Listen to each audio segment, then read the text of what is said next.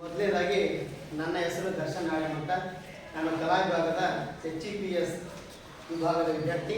ಇವತ್ತಿನ ದಿವಸ ರಾಜ್ಯಶಾಸ್ತ್ರ ಅಧ್ಯಯನಕ್ಕಿರ್ತಕ್ಕಂಥ ರಾಜಕೀಯ ವ್ಯವಸ್ಥೆಯ ಉಗಮ ಮತ್ತು ಬೆಳವಣಿಗೆಯ ಕುರಿತಂತೆ ನಾನಿವತ್ತು ಮಾತನಾಡಲು ಬಯಸ್ತೀನಿ. ಅದರಲ್ಲಿ ಪ್ರಮುಖವಾಗಿ 1909ರ ಇಂಡೋ-ಮಾಲೆ ಸುಧಾರಣೆಗಳು ಮತ್ತು 1919ರ ಮಾಂಡೆಗೋಲ್ ಚಲ್ಸ್ಪಡ್ ವರದಿ, ಇದರ ಬಗ್ಗೆ ನಾನಿವತ್ತು ಮಾತಾಡಲಿಕ್ಕೆ ಬಯಸ್ತೇನೆ. ಮೊದಲನೇದಾಗಿ ನಾವು ನಮ್ಮ ಭಾರತದ ಇತಿಹಾಸದ ಒಂದು ಪುಟವನ್ನು ಹಿಂದೆ ತಿರುಗ್ತಾ ಹೋದರೆ, ಸಿಂಧೂ ನಾಗರಿಕತೆಯಿಂದ ಬೆಳೆದು ಆರ್ಯರಿಂದ ನಾಶವನ್ನು ಹೊಂದಿ ಸಾಕಷ್ಟು ರಾಜ ಮಹಾರಾಜರುಗಳಿಂದ ಆಳ್ವಿಕೆಗೆ ಒಳಪಟ್ಟಂತಹ ನಮ್ಮ ಭಾರತೀಯ ಇತಿಹಾಸದಲ್ಲಿ ಅಶೋಕನಂತಹ ಮಹಾನ್ ಸಮ್ರಾಟರು ತಮ್ಮ ರಾಜಕೀಯವಾಗಿ ಉತ್ತಮವಾದ ಆಡಳಿತವನ್ನು ನಡೆಸ್ತಾರೆ. ಅದೇ ರೀತಿಯಾಗಿ ಹಲವಾರು ಧರ್ಮಗಳ ತವರೂರಾಗಿರ್ತಕ್ಕಂಥ ನಮ್ಮ ಭಾರತದಲ್ಲಿ ಬ್ರಿಟಿಷರು ಭಾರತಕ್ಕೆ ಬರ್ತಾರೆ. ಬ್ರಿಟಿಷರು ಭಾರತಕ್ಕೆ ಬಂದ ಮೇಲೆ 2 ದಶಕಗಳ ಕಾಲ ಸುದೀರ್ಘವಾದಂತಹ ಆಳ್ವಿಕೆಯನ್ನು ನಡೆಸಿ ಅವರು ಭಾರತದ ಮೇಲೆ ಗುಲಾಮಗಿರಿಯನ್ನು ತಂದೊಡ್ತಾರೆ. ಅದರ ವಿರುದ್ಧವಾಗಿ ನಮ್ಮ ಭಾರತೀಯ ಹಿರಿಯ ನಾಯಕರು ಸಾಕಷ್ಟು ಪ್ರಮಾಣದ ಹೋರಾಟಗಳನ್ನು ನಡೆಸ್ತಾರೆ. ಅದರಲ್ಲಿ ಪ್ರಮುಖವಾಗಿ ಭಾರತೀಯ ಸ್ವತಂತ್ರ ಹೋರಾಟ ಎಂತಕ್ಕಂಥದ್ದು ಅಹಿಂಸಾತ್ಮಕ ಹೋರಾಟವೆಂದೇ ಪ್ರಸಿದ್ಧವಾಗಿರ್ತಕ್ಕಂಥದ್ದು ಮತ್ತು ಜನಾಂದೋಲನವೆಂದೇ ಪ್ರಸಿದ್ಧವಾಗಿರ್ತಕ್ಕಂಥದ್ದು. ಅದರಲ್ಲಿ ಪ್ರಮುಖವಾಗಿ ಕಂಡು ಬರ್ತಕ್ಕಂಥ ಹಿರಿಯ ನಾಯಕರು ಅಂದರೆ ದಾದಾಬಾಯಿ ನವರೋಜ್, ಗೋಪಾಲ್ ಕೃಷ್ಣ ಗೋಖಲೆ, ಲಾಲ್ ಲಜಪತ್ ರಾಯ್, ಮಹಾತ್ಮ ಗಾಂಧೀಜಿ, ಸುಭಾಷ್ ಚಂದ್ರ ಬೋಸ್, ಆಮೇಲೆ ಡಾಕ್ಟರ್ BR ಅಂಬೇಡ್ಕರ್, ರಾಜಗೋಪಾಲಾಚಾರಿ. ಅದೇ ರೀತಿಯಲ್ಲಿ ಸಾಕಷ್ಟು ಮಹನೀಯರು ತಮ್ಮ ಉದಾತ್ತ ಮೌಲ್ಯಗಳನ್ನು ಭಾರತೀಯರ ಮೇಲೆ ಚೆಲ್ಲುವುದರ ಮುಖಾಂತರ ಅವರಲ್ಲಿ ಒಂದು ಕಿಚ್ಚನ್ನು ಎಬ್ಬಿಸಿ ಬ್ರಿಟಿಷರ ವಿರುದ್ಧ ಹೋರಾಟವನ್ನು ಮಾಡಲಿಕ್ಕೆ ಪ್ರೇರಣೆ ಆಗ್ತಾರೆ. ಅವರ ಇಡೀ ಜೀವನವನ್ನ ಅವರು ಜನಾಂದೋಲನಕ್ಕಾಗಿ ಮುಡಿಪಾಗಿರ್ತಾರೆ. ಹಾಗಾಗಿ ಅವರ ಸುದೀರ್ಘವಾದಂತಹ ಅಂದರೆ ಅವರ ಪತ್ರಿಕೆಗಳ ಮುಖಾಂತರ, ಬರವಣಿಗೆಗಳ ಮುಖಾಂತರ ಭಾರತೀಯರನ್ನ ಬಡಿದೆಬ್ಬಿಸಿ ಬ್ರಿಟಿಷರು ಮಾಡ್ತಕ್ಕಂಥ ತಪ್ಪು ಕಾರ್ಯಗಳನ್ನು ಜನರಿಗೆ ಅಂದರೆ ಜನಸಾಮಾನ್ಯರಿಗೆ ಅರ್ಥವಾಗುವ ರೀತಿಯಲ್ಲಿ ಅವರ ಒಂದು ಪಾತ್ರ ವಹಿಸುತ್ತೆ. ಅದೇ ರೀತಿಯಾಗಿ ಭಾರತದ ಸ್ವತಂತ್ರ ಚಳವಳಿ ಅಂತಕ್ಕಂಥದ್ದು ಪ್ರಜಾಸತ್ತಾತ್ಮಕ ಮತ್ತು ವಿಕಾಸಕಾರಿಯಾಗಿತ್ತು. ಅದೇ ರೀತಿಯಾಗಿ ಸಾಮ್ರಾಜ್ಯಶಾಹಿ ನೀತಿಗಳಿಗೆ ವಿರುದ್ಧವಾದಂತಹ ಉದಾತ್ತ ಮೌಲ್ಯಗಳಾದಂತಹ ಜನತಾ ಸಾರ್ವಭೌಮತ್ವ, ಅದೇ ರೀತಿಯಾಗಿ ಜನತಾ ಸಾರ್ವಭೌಮತ್ವ, ಪ್ರಾತಿನಿಧಿಕ ಸರ್ಕಾರ, ನಾಗರಿಕ ಸ್ವಾತಂತ್ರ್ಯ, ಸ್ವಾವಲಂಬಿ ಆರ್ಥಿಕತೆ, ಜಾತ್ಯತೀತತೆ, ವಿದೇಶಾಂಗ ನೀತಿಗಳು ಸಾಕಷ್ಟು ಪ್ರಮಾಣದ ಒಂದು ನಿರ್ದಿಷ್ಟ ನೆಲೆಯನ್ನ ನಮ್ಮ ಭಾರತ ಸ್ವತಂತ್ರಕ್ಕೆ ತಂದುಕೊಡ್ತವೆ. ಅದೇ ರೀತಿಯಾಗಿ ಒಂದು ವಿಷಯವನ್ನು ಹೇಳುವುದಾದ್ರೆ, ನಮ್ಮ ಭಾರತ 1947ರ ಹಿಂದೆ ಬ್ರಿಟಿಷರಿಗೆ ಬೇಲಿಗೆ ಸಿಕ್ಕಾಕಿಕೊಂಡ ಒಂದು ಬಟ್ಟೆ ರೀತಿಯಲ್ಲಿತ್ತು. ಆ ಬಟ್ಟೆಯನ್ನ ನಮ್ಮ ಹಿರಿಯ ನಾಯಕರು ಅತ್ಯಂತ ಜಾಗರೂಕತೆಯಿಂದ, ಬುದ್ಧಿಮಟ್ಟದಿಂದ, ತಮ್ಮ ಚಾಕಚಕ್ಯತೆಯಿಂದ ಅತ್ಯಂತ ನಿಧಾನಗತಿಯಲ್ಲಿ ಆ ಬಟ್ಟೆಯನ್ನ ಆ ಬೇಲಿಗೆ ಬಿಡಿಸ್ತಾರೆ. ಅದೇ 1947 ಆಗಸ್ಟ್ 15 ಮಧ್ಯರಾತ್ರಿ ಭಾರತ ಸ್ವತಂತ್ರವಾಗುತ್ತೆ. ಆವಾಗ ಮಹಾತ್ಮ ಗಾಂಧೀಜಿಯವರು ಒಂದು ಮಾತನ್ನು ಹೇಳ್ತಾರೆ. ಏನಪ್ಪಾ ಅಂದ್ರೆ, ಭಾರತವು ಗುಲಾಮಗಿರಿಯಿಂದ ಮುಕ್ತಿ ಹೊಂದಿತ್ತು ಎನ್ನುವುದು ಸಂಭ್ರಮದ ಕ್ಷಣವಾದರೆ ಭಾರತವು ಇಬ್ಬಾಗವಾಯಿತು ಎನ್ನುವುದು ದುಃಖಿಸುವ ಸಮಯ ಅಂತೇಳಿ. ಅಂದ್ರೆ ಆ ಬೇಲಿಯಿಂದ ಬಿಡಿಸತಕ್ಕಂಥ ಬಟ್ಟೆಯನ್ನ 2 ತುಂಡಾಗಿ ಮಾಡಿದಾಗ ಅಲ್ಲಿ ನಾವು 1947 ಆಗಸ್ಟ್ 15 ಭಾರತ ಸಂಪೂರ್ಣವಾಗಿ ಗುಲಾಮಗಿರಿಯಿಂದ ಮುಕ್ತಿ ಹೊಂದಿತ್ತು. ನಾವೆಲ್ಲರೂ ಸಹ ಸಂಭ್ರಮವನ್ನು ಪಡಬೇಕಾದಂತಹ ಕ್ಷಣದಲ್ಲಿ ನಾವು ದುಃಖಿಸುವ ಕ್ಷಣವಾಗಿತ್ತು. ಏಕೆ ಅಂದ್ರೆ ರಾಷ್ಟ್ರದ ಗಡಿ ಭಾಗದಲ್ಲಿ ಸಾಕಷ್ಟು ಅಂದ್ರೆ ವಲಸೆಗಳು ಆರಂಭವಾಗಿದ್ದು ಆ ದೇಶದಿಂದ ಈ ದೇಶಕ್ಕೆ ಆ ಒಂದು ಸಂದರ್ಭದಲ್ಲಿ ಗಡಿ ಪ್ರದೇಶದಲ್ಲಿ ಸಾಕಷ್ಟು ಪ್ರಮಾಣದ ಕೋಪಗಲಭೆಗಳಾಗ್ತವೆ, ಸಾಕಷ್ಟು ಹಿಂಸಾತ್ಮಕತೆಗಳಾಗ್ತವೆ, ನಮ್ಮ ಹಿಂದೂ ಮಹಿಳೆಯರ ಮೇಲೆ ಸಾಕಷ್ಟು ದೌರ್ಜನ್ಯಗಳಾಗ್ತವೆ. ಆದರೆ ಭಾರತ ಆ ಒಂದು ಸಂದರ್ಭದಲ್ಲಿ ಯಾವುದೇ ನಿರ್ಧಾರವನ್ನು ಕೈಗೊಳ್ಳುವಂತಹ ಸ್ಥಿತಿಯಲ್ಲಿ ಇರಲಿಲ್ಲ, ಅಸಹಾಯಕ ಸ್ಥಿತಿಯಲ್ಲಿ ಅವತ್ತಿನ ಭಾರತ ಇತ್ತು. ಮುಂದಿನದಾಗಿ ನಾವು ನೋಡ್ತಾ ಹೋದ್ರೆ ಸಾಕಷ್ಟು ಪ್ರಮಾಣದ ಆರ್ಥಿಕ ಮುಗ್ಗಟ್ಟುಗಳಾಗುತ್ತೆ, ಕೃಷಿ ಕೈಗಾರಿಕಾ ರಂಗಗಳು ಸ್ಥಗಿತವಾಗ್ತವೆ. ಅದೇ ರೀತಿಯಲ್ಲಿ ಆರೋಗ್ಯ ಸಮಸ್ಯೆ, ಸಾಕಷ್ಟು ಪ್ರಮಾಣದಲ್ಲಿ ಆರ್ಥಿಕ ಮುಗ್ಗಟ್ಟು ಉಂಟಾಗುತ್ತೆ. ಆ ಒಂದು ಸಂದರ್ಭದಲ್ಲಿ ಪ್ರಮುಖವಾಗಿ ನಮ್ಮ ಭಾರತದ ಹಿರಿಯ ನಾಯಕರು ಅಂದ್ರೆ ಅವಾಗಿನ ದೇಶದ ಮುಂದಾಳತ್ವವನ್ನು ವಹಿಸಿಕೊಂಡಂತಹ ಹಿರಿಯ ನಾಯಕರು ಯಾವ ಪಾತ್ರವನ್ನು ವಹಿಸಬೇಕಾದ್ರೆ, ಮೊದಲನೇದಾಗಿ ಭೌಗೋಳಿಕವಾಗಿ ಮತ್ತು ಆಡಳಿತಾತ್ಮಕವಾಗಿ ಒದಗಿಸ್ತಕ್ಕಂಥದ್ದು. ಅಂದ್ರೆ ಭಾರತ ಚಿತ್ರವಾಗಿತ್ತು. ಹೋಳಾಗಿರ್ತಕ್ಕಂಥ ಭಾರತವನ್ನ ಒಂದು ನಿರ್ದಿಷ್ಟ ನೆಲೆಯಲ್ಲಿ ಒಗ್ಗೂಡಿಸಿ ಉತ್ತಮವಾದಂತಹ ಆಡಳಿತವನ್ನು ಮಾಡಲಿಕ್ಕೆ ಸಾಕಷ್ಟು ಪ್ರೇರಣೆ ಆಗಿತ್ತು. ಹಾಗಾಗಿ ಒಂದು ನಿರ್ದಿಷ್ಟ ಗಡಿ ರೇಖೆ ಅಂತಕ್ಕಂಥದ್ದು ಭಾರತಕ್ಕೆ ಬೇಕಾಗಿತ್ತು. ನಂತರದಲ್ಲಿ ಭಾರತದಲ್ಲಿ ಒಂದು ಸಂವಿಧಾನ ರಚಿಸುವುದು ಮತ್ತು ಜನಾಧಾರಿತ ಪ್ರತಿನಿಧಿ ಪ್ರಜಾಪ್ರಭುತ್ವ ಅಂದ್ರೆ ಭಾರತ ಸ್ವತಂತ್ರವನ್ನು ಹೊಂದಿದ ಮೇಲೆ ಒಂದು ನಿರ್ದಿಷ್ಟ ಅಂದ್ರೆ ಒಂದು ದೇಶ ಮೇಲೆ ಆ ದೇಶಕ್ಕೆ ರೂಪುರೇಷೆ ಅಂತಕ್ಕಂಥದ್ದು ಬೇಕು. ಹಾಗಾಗಿ ಆ ದೇಶಕ್ಕೆ ಸಂವಿಧಾನ ಅಂತಕ್ಕಂಥದ್ದು ಬಹಳ ಪ್ರಮುಖ ಪಾತ್ರ ವಹಿಸುತ್ತೆ. ಅದೇ ರೀತಿಯಾಗಿ ಆ ಸಂವಿಧಾನದ ನೀತಿ ನಿಯಮಗಳಿಗೆ ಬದ್ಧವಾಗಿ ಆಡಳಿತವನ್ನು ಮಾಡತಕ್ಕಂಥ ಜನರಿರಬೇಕು. ಹಾಗಾಗಿ ಪ್ರಜಾಪ್ರಭುತ್ವ ವ್ಯವಸ್ಥೆ ಅಂತಕ್ಕಂಥದ್ದು ಆ ಒಂದು ಸಮಯದಲ್ಲಿ ಬಹಳ ಅನಿವಾರ್ಯವಾಗಿತ್ತು. ನಂತರದಲ್ಲಿ ಒಂದು ರಾಷ್ಟ್ರದ ಪ್ರಗತಿಗೆ ಚಾಲನೆಯನ್ನು ನೀಡತಕ್ಕಂಥದ್ದು ಅಂದ್ರೆ ಬ್ರಿಟಿಷರ ಅಧೀನಕ್ಕೆ ಒಳಗಾಗಿದ್ದಂತಹ ಭಾರತ ಅದರದೇ ಆದಂತಹ ಸ್ಥಾನಮಾನ ಗೌರವಗಳನ್ನು ಹೊಂದಿರಲಿಲ್ಲ. ಹಾಗಾಗಿ ಪ್ರಗತಿಯನ್ನ ಅಂದ್ರೆ ಭಾರತ ಸ್ವತಂತ್ರವನ್ನು ಹೊಂದಿದ ನಂತರ ಅದಕ್ಕೆ ಅದರದಂತಹ ಸ್ಥಾನಮಾನ ಗೌರವಗಳು ಬೇಕಾಗಿರುವಂತಹ ದೇಶದ ಪ್ರಗತಿಗೆ ಅದು ಚಾಲನೆ ನೀಡಲಾಗುತ್ತೆ. ನಂತರದಲ್ಲಿ ನಮ್ಮ ಅಧ್ಯಯನಕ್ಕೆ ಇರ್ತಕ್ಕಂಥ ಒಂದು ವಿಷಯ ಏನಪ್ಪಾ ಅಂದ್ರೆ 1600ರಲ್ಲಿ ಬ್ರಿಟಿಷ್ ಈಸ್ಟ್ ಇಂಡಿಯಾ ಕಂಪನಿ ಅಂತಕ್ಕಂಥದ್ದು ಸ್ಥಾಪನೆ ಆಗುತ್ತೆ. ಅದು ಬ್ರಿಟಿಷ್ ಸರ್ಕಾರದ ಅನುಮತಿಯನ್ನು ಪಡೆದು ಭಾರತದಲ್ಲಿ ಅಂದರೆ ವ್ಯಾಪಾರ ಕುಟೀರಗಳನ್ನು ಅದು ಪ್ರಾರಂಭಿಸುತ್ತೆ. 1757ರ ಪ್ಲಾಸ್ಟಿಕ್ ನಂತರ ರಾಜಕೀಯ ಸ್ಥಾನಮಾನವನ್ನು ಪಡೆದಂತಹ ಈ ಈಸ್ಟ್ ಇಂಡಿಯಾ ಕಂಪನಿಯು ಅದರದೇ ಆದಂತಹ ಅಧಿಕಾರವನ್ನ ಭಾರತೀಯರ ಮೇಲೆ ಚಲಾಯಿಸುತ್ತೆ. ಆ ಒಂದು ಈಸ್ಟ್ ಇಂಡಿಯಾ ಕಂಪನಿಯ ಆಡಳಿತಾವಧಿಯಲ್ಲಿ ಭ್ರಷ್ಟಾಚಾರಗಳು ತಾರತಮ್ಯ ಅಂತಕ್ಕಂಥದ್ದು ಎದ್ದು ಮುಗಿಬಿಡುತ್ತೆ. ಹಾಗಾಗಿ ಅದನ್ನ ಖಂಡಿಸಿದಂತಹ ಭಾರತೀಯರು ಮೊಟ್ಟ ಮೊದಲ ಬಾರಿಗೆ ಅಂದ್ರೆ 1857ರಲ್ಲಿ ಅಂದ್ರೆ 1800ರಲ್ಲಿ ಮೊದಲ ಸ್ವತಂತ್ರ ಸಂಗ್ರಾಮ ಅಂತಕ್ಕಂಥದ್ದು ನಡೆಯುತ್ತೆ. ಆ ಸ್ವತಂತ್ರ ಸಂಗ್ರಾಮದ ಪ್ರೇರಣೆಯಾಗಿ 1858ರಲ್ಲಿ ಅದರ ಅಧಿಕಾರ ಎಂಬುದು ಕ್ರೌನ್ಗೆ ವರ್ಗಾಯಿಸಲ್ಪಡುತ್ತೆ. ತದನಂತರದಲ್ಲಿ ಇದರ ಒಂದು ಆಡಳಿತ ಅಂತಕ್ಕಂಥದ್ದು ಮುಕ್ತಾಯ ಆಗುತ್ತೆ. ನಂತರ ಪ್ರಮುಖ ಪಾತ್ರ ವಹಿಸುವುದಂದ್ರೆ 1885ರಲ್ಲಿ ಸ್ಥಾಪನೆಯಾದ ಕಾಂಗ್ರೆಸ್ ಪಕ್ಷ. ಈ ಕಾಂಗ್ರೆಸ್ ಪಕ್ಷವು ಭಾರತೀಯ ಹಿತಾಸಕ್ತಿಗಳನ್ನು ಈಡೇರಿಸಲಿಕ್ಕೆ ಬ್ರಿಟಿಷರ ಮೇಲೆ ಸಾಕಷ್ಟು ಪ್ರಮಾಣದ ಒತ್ತಡವನ್ನು ಹಾಕುತ್ತೆ. ಆ ಒತ್ತಡಕ್ಕೆ ಸರಿಯಾದ ಪ್ರಕ್ರಿಯೆ ನೀಡಿದ ಬ್ರಿಟಿಷರು ಹಲವಾರು ಸುಧಾರಣೆಗಳನ್ನು ತರುವ ಮುಖಾಂತರ ಭಾರತೀಯರ ಆಶೋತ್ತರವನ್ನು ಈಡೇರಿಸ್ತಾರೆ. ಅದರಲ್ಲಿ ನಾವು ಪ್ರಮುಖವಾಗಿ ಗಮನಿಸತಕ್ಕಂಥದ್ದು 1909ರ ವಿಂಡೋ ಮಾದರಿ ಸುಧಾರಣೆಗಳು, ನಂತರದಲ್ಲಿ 19ರ ಮಾಂಟೆಗೋ ಚರ್ಚ್ಗಳ ವರದಿ, ಅದೇ ರೀತಿಯಾಗಿ 1935ರ ಭಾರತ ಸರ್ಕಾರ ಕಾಯ್ದೆ, ನಂತರದಲ್ಲಿ 1947ರ ಭಾರತ ಕಾಯ್ದೆ. ಇದೇ ರೀತಿಯಾಗಿ ಪ್ರಮುಖ 4 ಕಾಯ್ದೆಗಳು ಸಾಕಷ್ಟು ಪ್ರಮಾಣದ ಪರಿಣಾಮಕಾರಿಯಾದಂತಹ ಪಾತ್ರವನ್ನು ವಹಿಸುತ್ತವೆ. ಅದರಲ್ಲಿ ಪ್ರಮುಖವಾಗಿ ನಾನು ಇವತ್ತು 2 ಕಾಯ್ದೆಗಳ ಕುರಿತಂತೆ ಬಯಸ್ತೇನೆ. ಅದರಲ್ಲಿ ಪ್ರಮುಖವಾಗಿ 1909ರ ಕಾಯ್ದೆ. ಈ ಕಾಯ್ದೆ ಎಂಬತಕ್ಕಂಥದ್ದು ಭಾರತೀಯರಿಗೆ ಆಡಳಿತದಲ್ಲಿ ಅವಕಾಶವನ್ನು ಕಲ್ಪಿಸಿ ಮುಸ್ಲಿಂ ಸಮುದಾಯಕ್ಕೆ ಪ್ರತ್ಯೇಕವಾದಂತಹ ಮತಾಧಿಕಾರವನ್ನು ನೀಡಬೇಕು ಅಂತ ಒಂದು ಮೌಲ್ಯ ಉದ್ದೇಶವನ್ನು ಇಟ್ಟುಕೊಂಡು ಈ ಒಂದು ಕಾಯ್ದೆ ಸ್ಥಾಪನೆ ಆಗುತ್ತೆ. ಇದರ ಪ್ರಮುಖ ಉದ್ದೇಶ ಏನಪ್ಪಾ ಅಂತಂದ್ರೆ ಭಾರತದಲ್ಲಿ ಪ್ರಾತಿನಿಧಿಕ ಮತ್ತು ಜನಾಧಾರಿತ ಸರ್ಕಾರ ವ್ಯವಸ್ಥೆಯನ್ನ ಜಾರಿಗೆ ತರ್ತಕ್ಕಂಥದ್ದು. ಅಂದ್ರೆ ಜನರ ಆಧಾರಿತ ಸರ್ಕಾರವನ್ನ ಭಾರತದಲ್ಲಿ ಸ್ಥಾಪಿಸಬೇಕು ಎನ್ನುವುದು ಇದರ ಒಂದು ಮುಖ್ಯ ಉದ್ದೇಶವಾಗಿತ್ತು. ನಂತರದಲ್ಲಿ ಪ್ರಾಂತೀಯ ಶಾಸನ ಸಭೆಗಳಿಗೆ ಸದಸ್ಯರಿಗೆ ಹೆಚ್ಚಿಸತಕ್ಕಂಥದ್ದು ಅಂದ್ರೆ ಪ್ರಾಂತೀಯ ಶಾಸನ ಸಭೆಯ ಸದಸ್ಯರ ಸಂಖ್ಯೆಯನ್ನ ಹೆಚ್ಚಿಸುವಂತಹ ಒಂದು ಪ್ರಮುಖವಾದಂತಹ ಪಾತ್ರ ವಹಿಸುತ್ತೆ. ನಂತರದಲ್ಲಿ ಶಾಸನ ಸಭೆಯ ಕಾರ್ಯವನ್ನು ಹೆಚ್ಚಿಸತಕ್ಕಂಥದ್ದು ಅಂದ್ರೆ ಒಂದು ನಿರ್ದಿಷ್ಟ ಕಾರ್ಯವನ್ನು ಹೊಂದಿದಂತಹ ಶಾಸನ ಸಭೆಯ ಕಾರ್ಯ ರೂಪುರೇಷೆಗಳನ್ನ ಹೆಚ್ಚಿನ ಪ್ರಮಾಣದಲ್ಲಿ ಕೊಟ್ಟು ಹೆಚ್ಚಿನ ಅಧಿಕಾರವನ್ನು ಅವರಿಗೆ ಕೊಡಬೇಕು ಎನ್ನುವುದರ ಮುಖ್ಯ ಉದ್ದೇಶವಾಗಿತ್ತು. ಅದೇ ರೀತಿಯಾಗಿ ಆಯವ್ಯಯಗಳ ಬಗ್ಗೆ ಅಂದ್ರೆ ಬಜೆಟ್ ಮಂಡನೆ ಕುರಿತಂತೆ ಹೆಚ್ಚಿನ ಅಧಿಕಾರವನ್ನು ಪ್ರಾಂತೀಯ ಶಾಸನ ಸಭೆಗೆ ನೀಡತಕ್ಕಂತಹ ಒಂದು ಮುಖ್ಯ ಉದ್ದೇಶವನ್ನು ಹೊಂದಿತ್ತು. ನಂತರದಲ್ಲಿ ಕೊನೆಯದಾದ ವಿಷಯ ಮುಸ್ಲಿಂ ಸಮುದಾಯಕ್ಕೆ ಪ್ರತ್ಯೇಕವಾದಂತಹ ಮತದಾರ ಕ್ಷೇತ್ರವನ್ನು ಕಲ್ಪಿಸುವ ಗುರಿಯನ್ನು ಇದು ಹೊಂದಿತ್ತು. ಈ ಒಂದು 1909ರ ಕಾಯ್ದೆ ತನ್ನದೇ ಆದಂತಹ ಪರಿಣಾಮಕಾರಿಯಾದಂತಹ ಸುಧಾರಣೆಗಳನ್ನು ತಂದು ಭಾರತ ಸ್ವತಂತ್ರ ಪಡೆಯಲಿಕ್ಕೆ ಸಾಕಷ್ಟು ಪ್ರಮಾಣದ ಕೊಡುಗೆಯನ್ನು ನೀಡತಕ್ಕಂಥದ್ದು. ಇನ್ನು ಮುಂದಿನದಾಗಿ 19ರ ಕಾಯ್ದೆ ಮಾಂಟೆಗೋ ಚರ್ಚ್ಗಳ ವರದಿ ಅಂತ ನಾವು ಜ್ಞಾಪಕರಿಪ್ಪ ಅಂದ್ರೆ ಅದು ಅದರದೇ ಆದಂತಹ ವಿಶಿಷ್ಟತೆಯನ್ನು ಹೊಂದಿದೆ. ಇದು ಭಾರತದಲ್ಲಿ ಡಯಾರ್ಕಿ ಸರ್ಕಾರದ ಪದ್ಧತಿಯನ್ನ ಅನುಸರಿಸಿ ಅದರ ಕಾರ್ಯವೈಖರಿಯನ್ನ ಪ್ರಮುಖವಾಗಿ ವಿಶ್ಲೇಷಣೆ ಮಾಡತಕ್ಕಂತಹ ಕಾರ್ಯವನ್ನು ವಹಿಸುತ್ತೆ.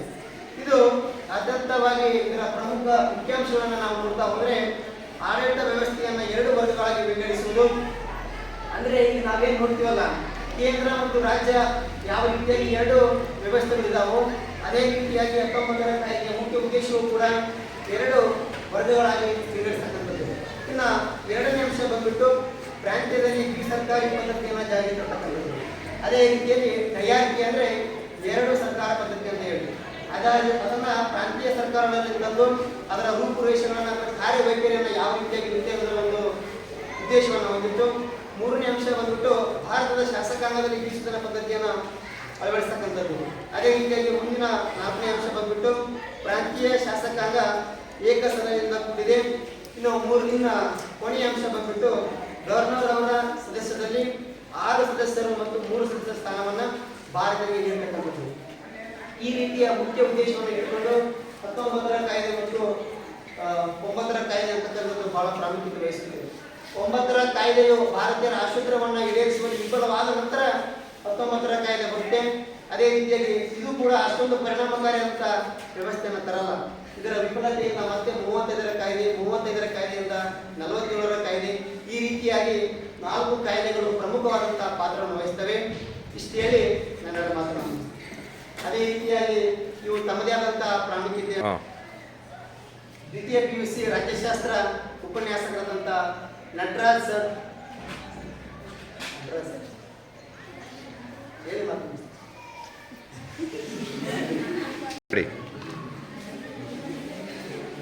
ರಾಜ್ಯಶಾಸ್ತ್ರ ಉಪನ್ಯಾಸಕರಾದಂಥ ನಟರಾಜ್ ಸರ್ ಅವರಿಗೆ ಒಂದಿಷ್ಟು 2 ಮಾತುಗಳನ್ನ ಮುಗಿಸ್ತೇನೆ. ಮೊದಲಾಗಿ ನನ್ನ ಹೆಸರು ಸಂತೋಷ್ ಬಸವರಾಜ್ ದೇರಳ್ಳಿ ಅಂತ. ನಾನು ದ್ವಿತೀಯ PUCಯಲ್ಲಿ HPL ವಿಭಾಗದಲ್ಲಿ ಓದುತ್ತಿದ್ದೇನೆ. ಇಲ್ಲಿವರೆಗೂ ನನ್ನ ಸ್ನೇಹಿತ ಮಿತ್ರನಾದಂತಹ ದರ್ಶನ್ ಮೊದಲನೇ ರಾಜ್ಯಶಾಸ್ತ್ರದ ಮೊದಲನೇ ಚಾಪ್ಟರ್ ಆದಂತಹ ಭಾರತದ ರಾಜಕೀಯ ವ್ಯವಸ್ಥೆಯ ಉಗಮ ಮತ್ತು ಬೆಳವಣಿಗೆಯಲ್ಲಿ ನಮ್ಮ ಭಾರತಕ್ಕೆ ಹೋರಾಡಿರತಕ್ಕಂತಹ ಸ್ವತಂತ್ರ ಹೋರಾಟಗಾರರ ಬಗ್ಗೆ, ಅದರ ನಂತರ 1600ರಲ್ಲಿ ತಂದಂತಹ ಬ್ರಿಟಿಷ್ ಈಸ್ಟ್ ಇಂಡಿಯಾ ಕಂಪನಿ ಬಗ್ಗೆ, 1885ರಲ್ಲಿ ಸ್ಥಾಪನೆಯಾದಂತಹ ಎಒಯು ಅವರು ಸ್ಥಾಪನೆ ಮಾಡಿದಂತಹ ಕಾಂಗ್ರೆಸ್ ಪಕ್ಷದ ಬಗ್ಗೆ, ಹಾಗೂ 1909 ಅದು ವಿಫಲ ಆದ ನಂತರ 19ರ ಕಾಯ್ದೆ ಬಗ್ಗೆ ಇಲ್ಲಿವರೆಗೂ ಅವನು ಮಾಡಿದ. ಇದರ ನಂತರ 1919ರ ಕಾಯ್ದೆಯ ನಂತರ 1935ರ ಭಾರತ ಸರ್ಕಾರ ಕಾಯ್ದೆ ಬರುತ್ತೆ. ಇದು ಯಾಕೆ ಬರುತ್ತಂದ್ರೆ ಭಾರತೀಯ ಪ್ರಜೆಗಳ ಆಶೋತ್ತರಗಳನ್ನು ಈಡೇರಿಸುವಲ್ಲಿ 1919ರ ಭಾರತ ಸರ್ಕಾರ ಕಾಯ್ದೆ ವಿಫಲವಾಗುತ್ತೆ.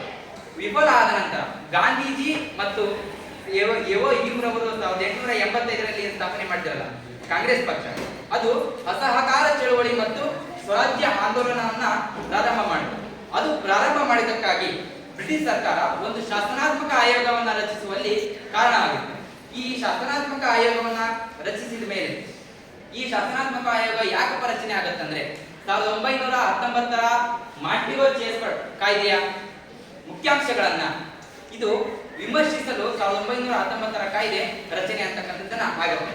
ಈ 1900 ಇದು ಶಾಸನಾತ್ಮಕ ಆಯೋಗವನ್ನ ರಚನೆ ಮಾಡಿದರು. ಇದರ ಮುಖ್ಯಸ್ಥರು ಜಾನ್ ಸೈಮನ್ ಅಂತಕ್ಕಂಥವ್ರು. ಇದು 1927ರಲ್ಲಿ ಶಾಸನಾತ್ಮಕ ಆಯೋಗ ರಚನೆ ಆಗುತ್ತೆ.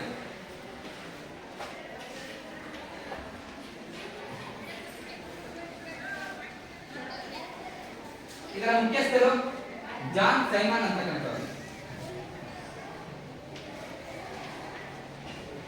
ಇದನ್ನ ಜಾನ್ ಸೈಮನ್ ಅವರು ರಚನೆ ಮಾಡಿದ್ದಕ್ಕಾಗಿ ಇದನ್ನ ಸೈಮನ್ ಆಯೋಗ ಅಂತಾನೂ ಕೂಡ ಕರೀತಾರೆ. ಇದು ಜಾನ್ ಸೈಮನ್ ಅವರು 1919ರ ಮಾಂಟಿಗೋ ಚೇಸ್ಫರ್ಡ್ ಕಾಯ್ದೆಯ ಮುಖ್ಯಾಂಶಗಳನ್ನ ವಿಮರ್ಶಿಸಲು ಈ ಆಯೋಗ ರಚನೆ ಆಗುತ್ತೆ. ಈ ಆಯೋಗ 1929ರಲ್ಲಿ ಒಂದು ಬ್ರಿಟಿಷ್ ಸರ್ಕಾರಕ್ಕೆ ಒಂದು ವರದಿಯನ್ನ ಅಂತಕ್ಕಂಥದ್ದನ್ನ ಕೊಡುತ್ತೆ. ಏನಂತ ಕೊಡುತ್ತೆ?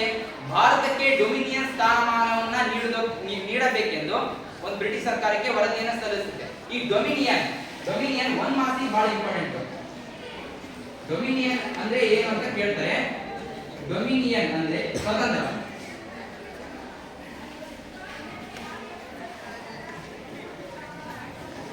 ಇದು 1929ರಲ್ಲಿ ಭಾರತಕ್ಕೆ ಡೊಮಿನಿಯನ್ ಸ್ಥಾನಮಾನವನ್ನು ನೀಡಬೇಕೆಂದು ಬ್ರಿಟಿಷ್ ಸರ್ಕಾರಕ್ಕೆ ವರದಿಯನ್ನು ಸಲ್ಲಿಸುತ್ತಾರೆ. ಆ ವರದಿಯನ್ನು ಸಲ್ಲಿಸಿದಾಗ ನಮ್ಮ ಭಾರತದಲ್ಲಿ ಲಂಡನ್ನಲ್ಲಿ ಒಂದು 3 ದುಂಡು ಮೇಜಿನ ಸಮ್ಮೇಳನಗಳು ನಡೀತವೆ. ಯಾವ್ಯಾವಾಗ 1930, 31, 32ರಲ್ಲಿ 3 ದುಂಡು ಮೇಜಿನ ಸಮ್ಮೇಳನಗಳು ನಡೀತವೆ. ಅಲ್ಲಿ ಈ ಸೈಮನ್ ಆಯೋಗವನ್ನ ಪರಿಗಣಿಸಿ ಒಂದು ಶ್ವೇತ ಪತ್ರಗಳಂತಕ್ಕಂಥವನ್ನ ಹೊರಡಿಸ್ತಾರೆ. ಆ ಶ್ವೇತ ಪತ್ರಗಳಲ್ಲಿ ಇರ್ತಕ್ಕಂಥ ಮುಖ್ಯಾಂಶಗಳು ಯಾವ್ಯಾವಪ್ಪ ಅಂದ್ರೆ ದುರ್ಬಲ ವರ್ಗಗಳಿಗೆ ರಾಜಕೀಯ ಮೀಸಲಾತಿ ಮತ್ತು ಶಿಕ್ಷಣವನ್ನ ಕಲ್ಪಿಸೋದು. ಇನ್ನು 2ನೇದು ಸಾರ್ವತ್ರಿಕ ವಯಸ್ಕ ಮತದಾನ ಪದ್ಧತಿಯನ್ನ ನೀಡಬೇಕೆಂದು, ಸಾಮಾಜಿಕ ಬಹಿಷ್ಕಾರ ಪದ್ಧತಿ ಹಾಗೂ ಕೋಮು ಪ್ರಾತಿನಿಧ್ಯ. ಇನ್ನು ಲಾಸ್ಟ್ನೇದು ಅಸ್ಪೃಶ್ಯರಿಗೆ ಪ್ರತ್ಯೇಕ ಮತದಾನವನ್ನ ನೀಡಬೇಕೆಂದು ಶ್ವೇತ ಪತ್ರದಲ್ಲಿ 3 ದುಂಡು ಮೇಜಿನ ಸಮ್ಮೇಳನಗಳು 5 ಅಂಶಗಳನ್ನ ಹೊರಡಿಸ್ತಾರೆ. 5 ಅಂಶಗಳನ್ನ ಹೊರಡಿಸಿದ ಮೇಲೆ ಈ ಸೈಮನ್ ಆಯೋಗ ಈ ಮುಖ್ಯಾಂಶಗಳನ್ನ ಒಪ್ಪಿಡುತ್ತೆ. ಆದ್ರೆ ಗಾಂಧೀಜಿಯವರು ಅಸ್ಪೃಶ್ಯರಿಗೆ ಪ್ರತ್ಯೇಕ ಮತದಾನದ ವಿರುದ್ಧ ಅಮರಣಾಂತ ಉಪವಾಸ ಸತ್ಯಾಗ್ರಹವನ್ನ ಮಾಡ್ತಾರೆ. ಅವ್ರಿಗೇನು ತಿಳಿದುತ್ತಾ ಉಪವಾಸ ಸತ್ಯಾಗ್ರಹ ಮಾಡಕ ಯಾಕಪ್ಪ ಮಾಡಿದ್ರು ಅಂದ್ರೆ, ಈಗ ಅಸ್ಪೃಶ್ಯರಿಗೆ ಪ್ರತ್ಯೇಕ ಮತದಾನವನ್ನ ನೀಡಿದ್ವಿ ಅಂದ್ರೆ ಮುಂದಿನ ಭಾರತ ಸ್ವತಂತ್ರ ಆದ ನಂತರ ನಮ್ಮ ಭಾರತದಲ್ಲಿ ಅಸ್ಪೃಶ್ಯರನ್ನ ಒಂದು ಮೇಲ್ವರ್ಗದವರ ಕೀಳಾಗಿ ನೋಡ್ತಾರೆ ಅನ್ನೋದಕ್ಕೋಸ್ಕರ ಭಾರತದಲ್ಲಿ ಗಾಂಧೀಜಿಯವರು ಅಮರಣಾಂತ ಉಪವಾಸ ಸತ್ಯಾಗ್ರಹವನ್ನ ಮಾಡ್ತಾರೆ. ಆಗೋಸ್ಕರಕ್ಕಾಗಿ ಕಾಂಗ್ರೆಸ್ ಪಕ್ಷ ಮಾಡ್ತಾರೆ. ಮಾಡಿದಕ್ಕೋಸ್ಕರಕ್ಕಾಗಿ ಕಾಂಗ್ರೆಸ್ ಪಕ್ಷದ ನಾಯಕರು ಗಾಂಧೀಜಿಯವರನ್ನ ಭೇಟಿ ಮಾಡಿ ಒಂದು ನಿರ್ಣಯಕ್ಕೆ ಬರ್ತಾರೆ. ಏನಂತ, ಅಸ್ಪೃಶ್ಯರಿಗೆ ಪ್ರತ್ಯೇಕ ಮತದಾನದ ಬದಲಾಗಿ ಅಸ್ಪೃಶ್ಯರಿಗೆ ರಾಜಕೀಯ ಮೀಸಲಾತಿಯನ್ನ ನೀಡಬೇಕೆಂದು ಒಂದು ಒಪ್ಪಂದಕ್ಕೆ ಬರ್ತಾರೆ. ಆ ಒಪ್ಪಂದನೆ ಪೂನಾ ಒಪ್ಪಂದ. ಅದು ಯಾರ್ಯಾರ ನಡುವೆ ನಡೆಯುತ್ತೆ? ಗಾಂಧಿ ಮತ್ತು ಅಂಬೇಡ್ಕರ್ ನಡುವೆ ನಡೆಯುತ್ತೆ. ಅದು ಎಷ್ಟರಲ್ಲಿ ನಡೆಯುತ್ತಪ್ಪ ಅಂದ್ರೆ ಸೆಪ್ಟೆಂಬರ್ 24, 1930ರಲ್ಲಿ. ಒಂದು ಮಾತು ಇಂಪಾರ್ಟೆಂಟ್, ಪೂನಾ ಒಪ್ಪಂದ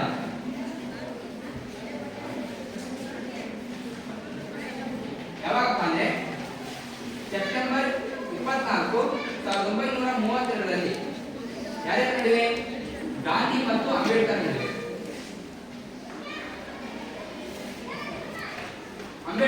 ನಡೆಯುತ್ತೆ. ಇದಾದ ನಂತರ ಮತ್ತೆ ಹೊಸದಾಗಿ ಶ್ವೇತಪತ್ರಗಳನ್ನ ಹೊರಡಿಸ್ತಾರೆ. ಅದರಲ್ಲಿ ಅಸ್ಪೃಶ್ಯರಿಗೆ ಪ್ರತ್ಯೇಕ ಮತದಾನದ ಬದಲಾಗಿ ದುರ್ಬಲ ವರ್ಗಗಳಿಗೆ ರಾಜಕೀಯ ಮೀಸಲಾತಿಯನ್ನ ನೀಡಬೇಕೆಂದು ಹೊರಡ್ತಾರೆ. ಅದಾದ ನಂತರ ಮತ್ತೆ ಹೊಸದಾಗಿ ಶ್ವೇತಪತ್ರಗಳನ್ನ ಹೊರಡಿಸ್ತಾರೆ. ಅದನ್ನ ಬ್ರಿಟಿಷ್ ಪಾರ್ಲಿಮೆಂಟಿನ ಜಂಟಿ ಆಯ್ಕೆಯ ಸಮಿತಿ ಪರಿಗಣಿಸಿ 1935ರ ಭಾರತ ಸರ್ಕಾರ ಕಾಯ್ದೆಯನ್ನು ಹೊರಡಿಸ್ತಾರೆ. ಇದು 321 ವಿಧಿಗಳು ಹಾಗೂ 10 ಅನುಬಂಧಗಳನ್ನ ಹೊಂದಿತ್ತು. ಇದು ಎರಡು ಮಾತು ಇಂಪಾರ್ಟೆಂಟ್. ಎಷ್ಟು ವಿಧಿಗಳನ್ನ ಹೊಂದಿತ್ತು? 1935ರ ಕಾಯ್ದೆ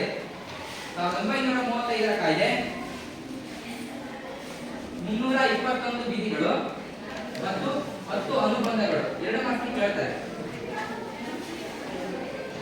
10 ಅನುಬಂಧಗಳನ್ನ ಬಂದಿತ್ತು. ಇದಾದ್ಮೇಲೆ ಶ್ವೇತಪತ್ರಗಳನ್ನು ಹೊರಡಿಸ್ತಾರೆ. ಅದಾದ ನಂತರ 1935ರ ಭಾರತ ಸರ್ಕಾರ ಕಾಯ್ದೆನ ಹೊರಡಿಸ್ತಾರೆ. ಆ ಭಾರತ ಸರ್ಕಾರ ಕಾಯ್ದೆಯಲ್ಲಿರ್ತಕ್ಕಂಥ ಮುಖ್ಯಾಂಶಗಳು ಯಾವ್ಯಾವಪ್ಪ ಅಂದ್ರೆ, ಒಂದನೇದು ಸಂಯುಕ್ತ ಪದ್ಧತಿ,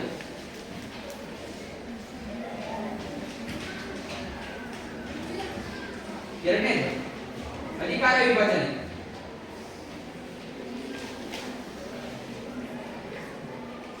ಮೂರನೇದು ಕೇಂದ್ರದಲ್ಲಿ ದ್ವಿಸರ್ಕಾರ ಪದ್ಧತಿ,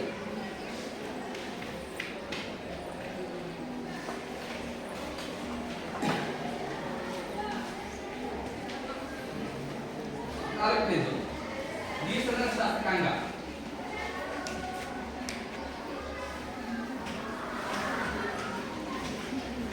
ಐದನೇದು ಭಾರತದಲ್ಲಿ ಫೆಡರಲ್ ಕೋರ್ಟ್,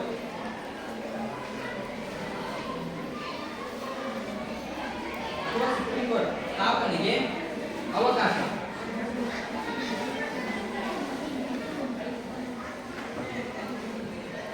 ಆರನೇದು ಪ್ರಾಂತೀಯ ಸ್ವಾಯತ್ತತೆ.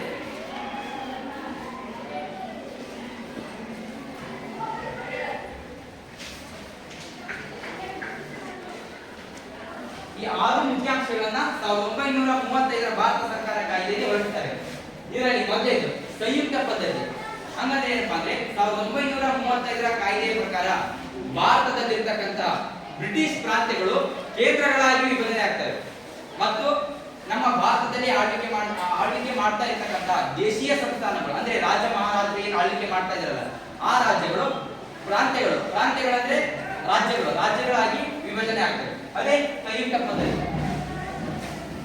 ಇನ್ನು ಅಧಿಕಾರ ವಿಭಜನೆಯಲ್ಲಿ ಇದು ಈ ಕಾಯ್ದೆ ಪ್ರಕಾರ ಶಾಸನೀಯ ಅಧಿಕಾರಗಳನ್ನ ಕೇಂದ್ರ ಮತ್ತು ಪ್ರಾಂತೀಯ ಶಾಸನ ಸಭೆಗಳಾಗಿ ಎರಡನ್ನು ಕೇಂದ್ರ ಮತ್ತು ಪ್ರಾಂತೀಯ ಶಾಸನ ಸಭೆಗಳಾಗಿ ನಡುವೆ ವಿಭಜನೆ ಅಂತಕ್ಕಂಥದ್ದನ್ನ ಮಾಡ್ತಾರೆ. ಅದರಲ್ಲಿ 3 ವಿಧ ಅಂತಕ್ಕಂಥ ಬರ್ತವೆ. ಏನಪ್ಪಾ ಇದು? ಕೇಂದ್ರ ಪಟ್ಟಿ, ಪ್ರಾಂತ್ಯಗಳ ಪಟ್ಟಿ, ಸಮವರ್ತಿ ಪಟ್ಟಿ. ಈ 3 ಪಟ್ಟಿಗಳನ್ನ ಹೊಂದಿರುತ್ತೆ. ಲಾಸ್ಟ್ನೇದು ಶೇಷಾಧಿಕಾರ ಅಂತಕ್ಕಂಥದ್ದು ಹೊಂದಿರುತ್ತೆ. ಮೊದಲನೇದಾಗಿ ಕೇಂದ್ರ ಪಟ್ಟಿ ಅಂತಕ್ಕಂಥದ್ದನ್ನ ನೋಡೋದಾದ್ರೆ ಈ ಕಾಯ್ದೆ ಪ್ರಕಾರ ವಿದೇಶಾಂಗ ವ್ಯವಹಾರಗಳು, ಕರೆನ್ಸಿ, ರಕ್ಷಣಾ ವ್ಯವಹಾರಗಳು ಇನ್ನು ಮುಂತಾದಂತಹ 59 ವಿಷಯಗಳನ್ನ ಕೇಂದ್ರ ಪಟ್ಟಿ ಹೊಂದಿದ್ದು ಇವುಗಳ ಮೇಲೆ ಯಾವುಗಳ ಮೇಲೆಪ್ಪ ಅಂದ್ರೆ ವಿದೇಶಾಂಗ ವ್ಯವಹಾರಗಳ ಮೇಲೆ ಅಥವಾ ಕರೆನ್ಸಿ ಮೇಲೆ ಒಟ್ಟು 59 ವಿಷಯಗಳನ್ನ ಏನು ಹೊಂದಿರುತ್ತೆ ಅವುಗಳ ಮೇಲೆ ಶಾಸನ ಅಥವಾ ಕಾನೂನುಗಳನ್ನ ರಚಿಸುವ ಅಧಿಕಾರ ಕೇಂದ್ರ ಸರ್ಕಾರಕ್ಕೆ ಮಾತ್ರ ಇರುತ್ತೆ. ಇನ್ನ ಪ್ರಾಂತ್ಯಗಳ ಪಟ್ಟಿ ಅಂದ್ರೆ ರಾಜ್ಯಗಳ ಪಟ್ಟಿಯಲ್ಲಿ ಪೊಲೀಸ್, ಶಿಕ್ಷಣ ಇನ್ನು ಮುಂತಾದ 54 ವಿಷಯಗಳನ್ನ ಪ್ರಾಂತ್ಯಗಳ ಪಟ್ಟಿ ಹೊಂದಿರುತ್ತೆ. ಈ 54 ವಿಷಯಗಳ ಮೇಲೆ ಕಾನೂನು ಅಥವಾ ಶಾಸನವನ್ನ ರಚಿಸುವ ಅಧಿಕಾರ ಪ್ರಾಂತ್ಯಗಳಿಗೆ ಮಾತ್ರ ಇರುತ್ತೆ. ಇನ್ನ ಸಮವರ್ತಿ ಪಟ್ಟಿಯಲ್ಲಿ ಇದು ಕ್ರಿಮಿನಲ್ ಲಾ, ಸಿವಿಲ್ ಪ್ರೊಸೀಜರ್, ವಿವಾಹ ಮತ್ತು ವಿಚ್ಛೇದನ ಮುಂತಾದ 36 ವಿಷಯಗಳನ್ನ ಹೊಂದಿದ್ದು ಇವುಗಳ ಮೇಲೆ ಕೇಂದ್ರ ಮತ್ತು ಪ್ರಾಂತ್ಯಗಳಿಗೆರಡಕ್ಕೂ ಕೂಡ ಶಾಸನ ಮತ್ತು ಅಥವಾ ಕಾನೂನುಗಳನ್ನ ರಚಿಸುವ ಅಧಿಕಾರ ಈ ಸಮವರ್ತಿ ಪಟ್ಟಿಗೆ ಇರುತ್ತೆ. ಇನ್ನ ಲಾಸ್ಟ್ನೇದು ಶೇಷಾಧಿಕಾರ. ಇವು 3 ಪಟ್ಟಿಗಳು ಏನು ಹೊಂದಿರದೇ ಅಂಶಗಳನ್ನ ಶೇಷಾಧಿಕಾರ ಹೊಂದಿರುತ್ತೆ. ಇದು ಯಾರ ಕೈಯಲ್ಲಿ ಇರುತ್ತಪ್ಪ ಅಂದ್ರೆ ಗವರ್ನರ್ ಜನರಲ್ ಅವರ ಕೈಯಲ್ಲಿ ಇರುತ್ತೆ. ಇದು ಇಷ್ಟು ಅಧಿಕಾರ ವಿಭಜನೆ. ಇನ್ನ 3ನೇದು ಕೇಂದ್ರದಲ್ಲಿ ದ್ವಿಸರ್ಕಾರ ಪದ್ಧತಿ ಅಂದ್ರೆ ಡಯಾರ್ಕಿ ಅಂದ್ರೆ ದ್ವಿಸರ್ಕಾರ ಪದ್ಧತಿ ಅಂತ. ಇದು ಈಗ 1919ರ ಮಾಂಟಿಗೋ ಚೇಮ್ಸ್ಫರ್ಡ್ ಕಾಯ್ದೆ ಏನು ಪ್ರಾಂತ್ಯಗಳಲ್ಲಿ ರಚಿಸಲಾದ ಮಾಂಟಿಗೋ ಚೇಮ್ಸ್ಫರ್ಡ್ ಕಾಯ್ದೆ ಪ್ರಾಂತ್ಯಗಳಲ್ಲಿ ದ್ವಿಸರ್ಕಾರ ಪದ್ಧತಿಯನ್ನ ಹೊರಡಿಸಿತ್ತು. ಆದರೆ 1935ರ ಭಾರತ ಸರ್ಕಾರ ಕಾಯ್ದೆ ಕೇಂದ್ರದಲ್ಲಿ ದ್ವಿಸರ್ಕಾರ ಪದ್ಧತಿಯನ್ನ ಹೊರಡಿಸುತ್ತೆ. ಇದು ಗವರ್ನರ್ ಜನರಲ್ ಕೈಯಲ್ಲಿ ಇರುತ್ತೆ. ಅವುಗಳ ಮುಖ್ಯ ಅಧಿಕಾರಗಳು ಈ ಕೆಳಗಿನಂತದ್ದು: ಶಾಸಕಾಂಗಕ್ಕೆ ಜವಾಬ್ದಾರಿಯಾಗಿಲ್ಲದ ಮತ್ತು ತಮ್ಮಿಂದ ನೇಮಿಸಲ್ಪಟ್ಟ ಕೌನ್ಸಿಲ್ಗಳ ನೆರವಿನಿಂದ ಗವರ್ನರ್ ಜನರಲ್ ಅವರು ಕಾಯ್ದಿರಿಸಿದ ವಿಷಯಗಳ ಮೇಲೆ ಅಂದ್ರೆ ರಕ್ಷಣಾ ಆಗಿರ್ಬೋದು, ವಿದೇಶಾಂಗ ವ್ಯವಹಾರಗಳಾಗಿ ಮುಂತಾದ ವಿಷಯಗಳ ಮೇಲೆ ಇದು ಶಾಸಕಾಂಗ ಜವಾಬ್ದಾರಿಯಾಗಿಲ್ಲದೆ ಕಾರ್ಯವನ್ನು ನಿರ್ವಹಿಸುತ್ತೆ. ಇನ್ನ ನೆಕ್ಸ್ಟ್ ವರ್ಗಾಯಿಸಿದ ವಿಷಯಗಳಿಗೆ ಸಂಬಂಧಿಸಿದಂತೆ ಇದು ಶಾಸಕಾಂಗಕ್ಕೆ ಜವಾಬ್ದಾರಿಯಾಗಿ ಕಾರ್ಯನಿರ್ವಹಿಸುತ್ತೆ. ಯಾವುಗಳ ಮೇಲೆ ಮಿನಿಸ್ಟರ್ಗಳ ಸಲಹೆಗಳ ಅನುಗುಣವಾಗಿ ಗವರ್ನರ್ ಜನರಲ್ ಅಧಿಕಾರವನ್ನ ಇಲ್ಲಿ ಚಲಾಯಿಸ್ತಾರೆ. ಇಲ್ಲಿವರೆಗೂ ಇದು ಕೇಂದ್ರದಲ್ಲಿ ದ್ವಿಸರ್ಕಾರ ಪದ್ಧತಿ ಮುಗಿಯಿತು. ಇನ್ನ 4ನೇದು ದ್ವಿಸದನ ಶಾಸಕಾಂಗ. ಈ ದ್ವಿಸದನ ಶಾಸಕಾಂಗದಲ್ಲಿ 2 ವಿಭಾಗಗಳು ಅಂತಕ್ಕಂಥದ್ದು ಆಗ್ತವೆ. ಏನಂತ ಫೆಡರಲ್ ಅಸೆಂಬ್ಲಿ ಮತ್ತು ಕೌನ್ಸಿಲ್ ಆಫ್ ಸ್ಟೇಟ್ ಅಂತಕ್ಕಂತಹ 2 ದ್ವಿಸದನ ಶಾಸಕಾಂಗಗಳು ರಚನೆ ಆಗ್ತವೆ. ಮೊದಲನೇದು ಕೌನ್ಸಿಲ್ ಆಫ್ ಸ್ಟೇಟ್. ಈ ಕೌನ್ಸಿಲ್ ಆಫ್ ಸ್ಟೇಟ್ ಮೇಲ್ಸದನವಾಗಿರುತ್ತೆ. ಇದು ಒಟ್ಟು ಸುಮಾರು 260 ಸದಸ್ಯರುಗಳನ್ನ ಹೊಂದಿದ್ದು ಅದರಲ್ಲಿ 156 ಸದಸ್ಯರು ಅಂದ್ರೆ 60% 156 ಸದಸ್ಯರುಗಳು ಬ್ರಿಟಿಷ್ ಇಂಡಿಯಾದಿಂದ ಆಯ್ಕೆ ಆಗ್ತಾರೆ. ಇನ್ನ 104 ಸದಸ್ಯರು ಅಂದ್ರೆ 40% ಸದಸ್ಯರು ದೇಶೀಯ ಸಂಸ್ಥಾನಗಳಿಂದ ಆಯ್ಕೆ ಆಗ್ತಾರೆ. ಇದು ಕೌನ್ಸಿಲ್ ಆಫ್ ಸ್ಟೇಟ್ ಗೆ ಸಂಬಂಧಿಸಿದ್ದು. ಇನ್ನ 2ನೇದು ಫೆಡರಲ್ ಅಸೆಂಬ್ಲಿ. ಈ ಫೆಡರಲ್ ಅಸೆಂಬ್ಲಿ ಕೆಳಸದನವಾಗಿರುತ್ತೆ. ಇದು ಒಟ್ಟು ಸುಮಾರು 375 ಸದಸ್ಯರುಗಳನ್ನ ಒಳಗೊಂಡಿರುತ್ತೆ. ಇದರಲ್ಲಿ 250 ಸದಸ್ಯರುಗಳು ಒಟ್ಟಾರೆ 67%. ಒಟ್ಟಾರೆ 250 ಸದಸ್ಯರುಗಳು ವಿಧಾನಸಭೆಯ ಸದಸ್ಯರಿಂದ ಆಯ್ಕೆಯಾದರೆ ಇನ್ನ ಉಳಿದಂತೆ 125 ಸದಸ್ಯರುಗಳು ದೇಶೀಯ ಸಂಸ್ಥಾನಗಳ ಆಳ್ವಿಕೆಗೆ ಮಾಡ್ತಾ ಇರ್ತಾರಲ್ಲ ಅವ್ರ ಕೈಯಿಂದ ಇನ್ನು 125 ಸದಸ್ಯರುಗಳು ಆಯ್ಕೆ ಅಂತಕ್ಕಂಥದ್ದನ್ನ ಆಗ್ತಾರೆ. ಇದು ದ್ವಿಸದನ ಶಾಸಕಾಂಗ. ಇನ್ನ 2ನೇದು. ಇನ್ನು 5ನೇದಾಯ್ತು ಈ ದ್ವಿಸದನ ಶಾಸಕಾಂಗ ಮುಗಿಯಿತು. ಇನ್ನು 5ನೇದು ಮುಖ್ಯಾಂಶ ಏನಂದ್ರೆ ಭಾರತದಲ್ಲಿ ಫೆಡರಲ್ ಕೋರ್ಟ್ ಸ್ಥಾಪನೆಗೆ ಅವಕಾಶ. ಈ ಫೆಡರಲ್ ಕೋರ್ಟ್ ಅಂದ್ರೆ ಸುಪ್ರೀಂ ಕೋರ್ಟ್. ಈ ಸುಪ್ರೀಂ ಕೋರ್ಟ್ ನಮ್ಮ ಭಾರತದಲ್ಲಿ ಇನ್ನು ಭಾರತ ಸ್ವಾತಂತ್ರ್ಯ ಸಿಗಲಿಕ್ಕಿಂತ ಮುಂಚೆ 1937ರಲ್ಲಿ ಈ ಫೆಡರಲ್ ಕೋರ್ಟ್ ಅಂತಕ್ಕಂಥದ್ದು ಸ್ಥಾಪನೆ ಆಗುತ್ತೆ. ಈ ಸ್ಥಾಪನೆ ಆದ್ಮೇಲೆ ಇದು 1937ರಲ್ಲಿ ಭಾರತದಲ್ಲಿ ಇದು ಸುಪ್ರೀಂ ಕೋರ್ಟ್ ಸ್ಥಾಪನೆ ಆಗುತ್ತೆ. ಇದು ಒಟ್ಟಾರೆಯಾಗಿ ಒಬ್ಬ ಮುಖ್ಯ ನ್ಯಾಯಾಧೀಶರನ್ನ ಹೊಂದಿದ್ದು 6 ಹೆಚ್ಚುವರಿ ನ್ಯಾಯಾಧೀಶರನ್ನ ಹೊಂದಿರುತ್ತೆ. ಎಕ್ಸಾಮ್ ಅಲ್ಲಿ ಕೇಳ್ತಾರೆ ಸುಪ್ರೀಂ ಕೋರ್ಟ್ ಎಷ್ಟು ನ್ಯಾಯಾಧೀಶರನ್ನ ಹೊಂದಿರುತ್ತೆ ಮತ್ತು ಮುಖ್ಯ ನ್ಯಾಯಾಧೀಶರು ಎಷ್ಟು ಅಂತ ಕೇಳ್ತಾರೆ. ಅದರಲ್ಲಿ ಒಬ್ಬ ಮುಖ್ಯ ನ್ಯಾಯಾಧೀಶರು ಹಾಗೂ 6 ಜನ ಹೆಚ್ಚುವರಿ ನ್ಯಾಯಾಧೀಶರಂತ ಬರೀಬೇಕಾಗುತ್ತೆ. ಇನ್ನ ಇದು ಇವರನ್ನ ಆಯ್ಕೆ ಮಾಡೋದು ಹೆಂಗಪ್ಪ ಅಂದ್ರೆ ಇವರನ್ನ ಬ್ರಿಟಿಷ್ ಸರ್ಕಾರ ಕಾನೂನಿನ ನಿಪುಣತೆಯ ಆಧಾರದ ಮೇಲೆ ಇವರನ್ನ ಸುಪ್ರೀಂ ಕೋರ್ಟ್ ನ್ಯಾಯಾಧೀಶರನ್ನ ಆಯ್ಕೆ ಅಂತಕ್ಕಂಥದ್ದನ್ನ ಮಾಡ್ತಾ ಇದ್ರು. ಅದು ಹೇಗಪ್ಪ ಅಂದ್ರೆ ಮೂಲಾಧಿಕಾರ ಅಂದ್ರೆ ಕೇಂದ್ರ ಮತ್ತು ಪ್ರಾಂತ್ಯಗಳ ನಡುವೆ ಸಮಸ್ಯೆಗಳನ್ನ ಬಗೆಹರಿಸುವ ಅಧಿಕಾರ ಹಾಗೂ ಮೇಲ್ಮನವಿ ಅಧಿಕಾರ ಅಂದ್ರೆ ಉಚ್ಚ ನ್ಯಾಯಾಲಯದ ತೀರ್ಪಿನ ಮೇಲೆ ಮೇಲ್ಮನವಿ. ಇನ್ನ 2ನೇದು. 3ನೇದು ಸಲಹಾತ್ಮಕ ಅಧಿಕಾರ. ಗವರ್ನರ್ ಜನರಲ್ ಅವರಿಗೆ ಕಾನೂನಿನ ಸಲಹೆ ನೀಡುವ ಅಧಿಕಾರ. ಇನ್ನ 4ನೇದು ಕೋರ್ಟ್ ಆಫ್ ರೆಕಾರ್ಡ್ ದಾಖಲೆ ನ್ಯಾಯಾಲಯವಾಗಿ ಕೆಲಸ ನಿರ್ವಹಿಸುತ್ತದೆ. ಇವು 4 ಅಂಶಗಳ ಮೇಲೆ ಕಾನೂನಿನ ನಿಪುಣತೆಯ ಆಧಾರದ ಮೇಲೆ ಈ ಸುಪ್ರೀಂ ಕೋರ್ಟ್ ನ್ಯಾಯಾಧೀಶರನ್ನ ಅಥವಾ ಹೆಚ್ಚುವರಿ ನ್ಯಾಯಾಧೀಶರನ್ನ ಆಯ್ಕೆ ಅಂತಕ್ಕಂಥದ್ದನ್ನ ಮಾಡ್ತಾ ಇದ್ದಾರೆ. ಇದು ಸರ್ವೋಚ್ಚ ನ್ಯಾಯಾಲಯ ಆಗಿತ್ತು. ಇದು ನಮ್ಮ ನಮ್ಮ ಭಾರತದಲ್ಲಿ ಸ್ವಾತಂತ್ರ್ಯ ಸಿಗಲಿಕ್ಕಿಂತ ಮುಂಚೆ 12 ವರ್ಷಗಳ ಕಾಲ ಕಾರ್ಯನಿರ್ವಹಣೆ ಅಂತಕ್ಕಂಥದ್ದನ್ನ ಮಾಡಿ ನಮ್ಮ ಭಾರತಕ್ಕೆ ಸ್ವಾತಂತ್ರ್ಯ ಸಿಕ್ಕಾದ ನಂತರ 1957ರಲ್ಲಿ ಗಣರಾಜ್ಯವಾಯಿತಲ್ಲ, 1957ರಲ್ಲಿ ಅದು ಸರ್ವೋಚ್ಚ ನ್ಯಾಯಾಲಯವಾಗಿ ಪರಿವರ್ತನೆ ಹೊಂದಿದೆ. 1950ರಲ್ಲಿ ಗಣರಾಜ್ಯವಾದ ನಂತರ ನಮ್ಮ ಭಾರತದ ಮೊದಲನೆಯ ಮುಖ್ಯ ನ್ಯಾಯಾಧೀಶರು ಯಾರಾಗ್ತಾರಪ್ಪ ಅಂದ್ರೆ ಸರ್ ಮುನ್ಷಿ ಗ್ವಾಯರ್ ಅಂತ ಎಂಬ ಪ್ರಥಮ ನ್ಯಾಯಾಧೀಶರು ನ್ಯಾಯಾಂಗದ ಅತ್ಯಂತ ಶ್ರೇಷ್ಠ ಕಾರ್ಯವೈಖರಿಗೆ ಬುನಾದಿ ಅಂತಕ್ಕಂಥದ್ದನ್ನ ಹಾಕ್ತಾರೆ. ಇನ್ನು 6ನೇದು ಪ್ರಾಂತೀಯ ಸ್ವಾಯತ್ತತೆ. ಈ ಪ್ರಾಂತೀಯ ಸ್ವಾಯತ್ತತೆ ಈ ಕಾಯ್ದೆಯು ಪ್ರಾಂತ್ಯಗಳ ಕೇಂದ್ರ ಮತ್ತು ಸರ್ಕಾರದ ಪ್ರತಿನಿಧಿಗಳಾಗಿ ಉಳಿಯಲಿ ಸ್ವಾಯತ್ತ ಆಡಳಿತ ಅಂತಕ್ಕಂಥ ಘಟಕಗಳನ್ನ ವಿಭಾಗ ಮಾಡ್ತದೆ. ಈ ಕಾಯ್ದೆಯು ಪ್ರಾಂತೀಯ ಸ್ವಾಯತ್ತತೆಯನ್ನ ಪ್ರಚುರಪಡಿಸುತ್ತದೆ. ಇದನ್ನ 11 ಪ್ರಾಂತ್ಯಗಳಾಗಿ ಅಂದ್ರೆ ಬಾಂಬೆ ಆಗಿರ್ಬೋದು, Madras, Bengal, the United province, Punjab, Bihar, central provinces, Assam, NWFP, ಒರಿಸ್ಸಾದ ಸಿಂಗ್ಗಳಲ್ಲಿ ಈ ಕಾಯ್ದೆಯನ್ನ ಜಾರಿಗೊಳಿಸ್ತಾರೆ. ಇದುವರೆಗೂ ಇದು 1935ರ ಭಾರತ ಸರ್ಕಾರ ಕಾಯ್ದೆಯ ಮುಖ್ಯಾಂಶಗಳು. ಇದು ರಾಜ್ಯಶಾಸ್ತ್ರ ಉಪನ್ಯಾಸಕರಾದಂತಹ ನಟರಾಜ್ ಸರ್ ಅವರಿಗೆ ಧನ್ಯವಾದಗಳು. ಮೊದಲನೇದಾಗಿ ನನ್ನ ಹೆಸರು ರಮ್ಯಾ ಡಿ, ದ್ವಿತೀಯ PUC ಕಲಾ ವಿಭಾಗ HPS. ರಾಜ್ಯಶಾಸ್ತ್ರದ ಮೊದಲನೆಯ ಅಧ್ಯಯನವಾದ ಭಾರತದ ರಾಜಕೀಯ ವ್ಯವಸ್ಥೆಯ ಉಗಮ ಮತ್ತು ಬೆಳವಣಿಗೆ.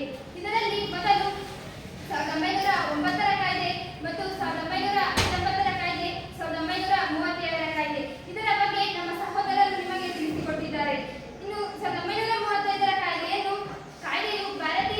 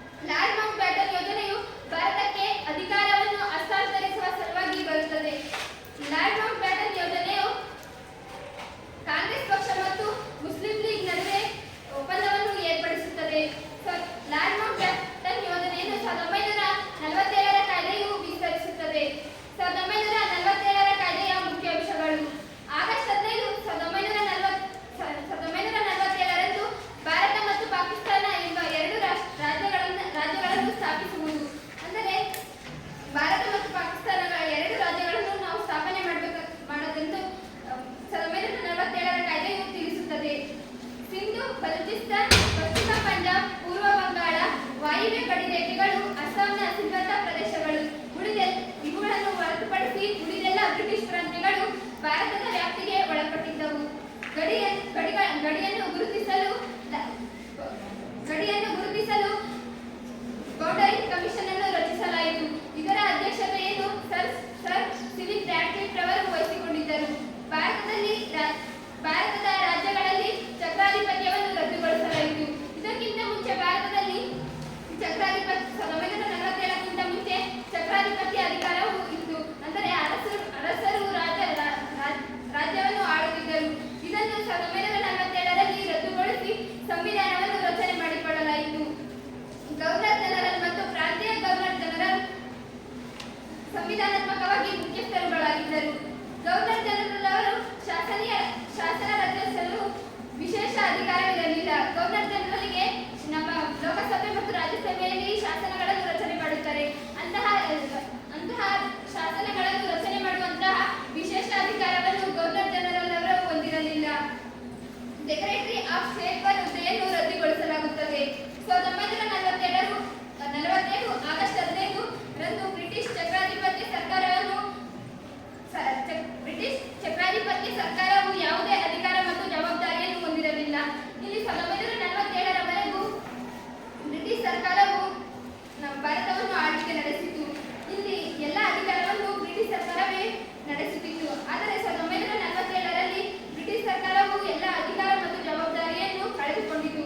1947 ಆಗಸ್ಟ್ 15ರಂದು ಸಂವಿಧಾನ ಮತ್ತು ರಚನಾ ಸಮಿತಿಯ ಸಂಪೂರ್ಣ ಸಾರ್ವಭೌಮವನ್ನು ಸಂವಿಧಾನದಲ್ಲಿ ರಚನೆ ಸಮಿತಿಯನ್ನು ರಚನೆ ಮಾಡಿಕೊಂಡು ಭಾರತವೇ ಎಲ್ಲ ಅಧಿಕಾರವನ್ನು ವಹಿಸಿಕೊಂಡಿತು. ಇಷ್ಟು 1947ರ ಕಾಯ್ದೆಯ ಮುಖ್ಯ ಅಂಶಗಳು. ಮಾರ್ಗದರ್ಶಕರು ನಟರಾಜ್ ಸರ್, ಇವರಿಗೆ ಧನ್ಯವಾದಗಳು.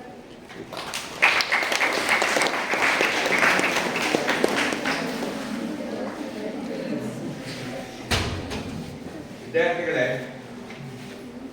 ಇದುವರೆಗೂ ನಿಮ್ಮ ಸ್ನೇಹಿತರು ನಮ್ಮ ದ್ವಿತೀಯ PUCಯ ರಾಜ್ಯಶಾಸ್ತ್ರ ವಿಷಯದ ಮೊದಲ ಅಧ್ಯಾಯವಾದ ಭಾರತದಲ್ಲಿ ರಾಜಕೀಯ ವ್ಯವಸ್ಥೆಯ ಉಗಮ ಮತ್ತು ಬೆಳವಣಿಗೆಯಲ್ಲಿ 1909ರ ಕಾಯ್ದೆ ಮತ್ತು 1919ರ ಕಾಯ್ದೆ ಬಗ್ಗೆ ಒಬ್ಬ ವಿದ್ಯಾರ್ಥಿ ನಿಮಗೆ ಸೆಮಿನಾರ್ ಕೊಟ್ಟಿದ್ದಾರೆ. ಹಾಗೇನೆ ಮತ್ತೊಬ್ಬ ವಿದ್ಯಾರ್ಥಿ 1935ರ ಕಾಯ್ದೆಯ ಬಗ್ಗೆ ಕ್ಲಾಸ್ ಕೊಟ್ಟಿದ್ದಾರೆ. ಹಾಗೇನೆ ಒಬ್ಬ ವಿದ್ಯಾರ್ಥಿ 1947ರ ಕಾಯ್ದೆ, ಆ ಕಾಯ್ದೆ ಯಾಕೆ ಬಂತು, ಆ ಕಾಯ್ದೆಯ ಮುಖ್ಯಾಂಶಗಳೇನು ಎನ್ನುವಂಥದ್ದನ್ನ ಹೇಳಿದೆ. ಇಲ್ಲಿ ನಿಮಗೆ ಈ ವಿದ್ಯಾರ್ಥಿಗಳು ಸೆಮಿನಾರ್ ಮಾಡುವಂತಹ ಸಂದರ್ಭದಲ್ಲಿ ನಿಮಗೆ ಸಾಕಷ್ಟು ಕಾಲಾವಕಾಶ ಕೊಟ್ಟಿದೆ. ಸ್ವಲ್ಪ ಭಯ ಅನ್ನೋದಿದೆ, ಸ್ಟೇಜ್ ಫಿಯರ್. ನಾನು ಹಾಗೇನೆ ಗಮನಿಸಿದಾಗ ಇವರಿಬ್ಬರು ವಿದ್ಯಾರ್ಥಿಗಳು ಸ್ವಲ್ಪ ಸ್ಟೇಜ್ ಫಿಯರ್ ಕಡಿಮೆ ಇತ್ತು, ಏನೋ ಸ್ವಲ್ಪ ಧೈರ್ಯವಾಗಿ ಮಾತಾಡಿ. ಅವಳಿಗೆ ವಿದ್ಯಾರ್ಥಿನಿಗೆ ಎಲ್ಲ ಗೊತ್ತಿದೆ, 47ರ ಕಾಯ್ದೆ ಸಂಪೂರ್ಣವಾದ ಮಾಹಿತಿ ಗೊತ್ತಿದೆ, ಬಟ್ ಸ್ವಲ್ಪ ಭಯ ಪಟ್ಟ. ಯಾಕೆ ಅಂತಂದ್ರೆ ನೀವು ಸ್ಟೇಜ್ ಮೇಲೆ ಯಾವುದೇ ರೀತಿಯ ಮಾತುಗಳನ್ನ ಆಡಿರೋದು,